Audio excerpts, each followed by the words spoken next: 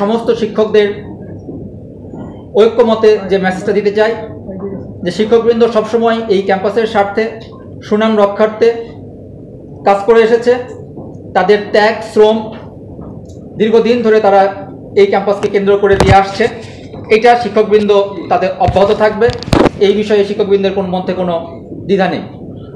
একই সাথে এই ক্যাম্পাসের এই সুনাম নষ্ট করে এই ক্যাম্পাসটাকে বাজি ধরে এটাকে ব্যাটেল গ্রাউন্ড বানিয়ে কার এজেন্ডা বাস্তবায়ন হচ্ছে এটা নিয়ে আমরা শঙ্কিত।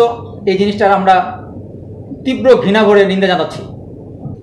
এই সব ঘটনার সাথে যারা জড়িত, ছাত্রদের আরেকটা দাবি যেটা এখনও পুরোপুরি বাস্তবায়ন করা হয়নি, যে এই ঘটনাগুলোর সাথে জড়িত দোষী যারা, এই দোষীদের বিচার করতে হবে।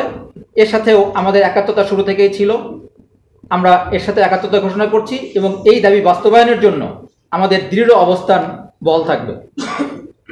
এর প্রত্যেকটা ঘটনার সাথে এবং শিক্ষকবৃন্দকে লাঞ্ছিত করে, শিক্ষকবৃন্দকে অপমান করে কি স্বার্থ উদ্ধার করার জন্য যে চেষ্টা চালানো হয়েছে এ বিষয়েও শিক্ষকদের অবস্থান দৃঢ় থাকবে।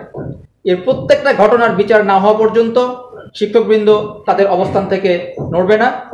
ঊর্ধ্বতন কর্তৃপক্ষের যেহেতু এখানে সরকার হস্তক্ষেপ করেছে, সবার দৃষ্টি আকর্ষণ করব, আমরা অনুরোধ করব বিষয়গুলো স্পষ্টভাবে দেখে এনারা যৌক্তিক সমাধান করবেন।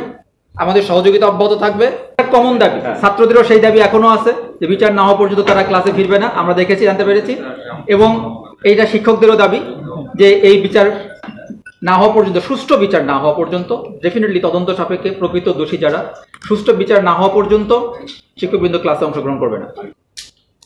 আমাদের যে দাবিগুলো, এই দাবিগুলোর সাথে আন্দোলনকারীদের এর সাথে কোনো সম্পর্ক নেই। এই কাজগুলো যারা করেছে তারা নৈরাজ্য সৃষ্টিকারী, তারা বিশৃঙ্খলা সৃষ্টিকারী। তাদের দাবির বিচারের জন্য এই দাবি ছাত্রদেরও, এই দাবি শিক্ষকদেরও।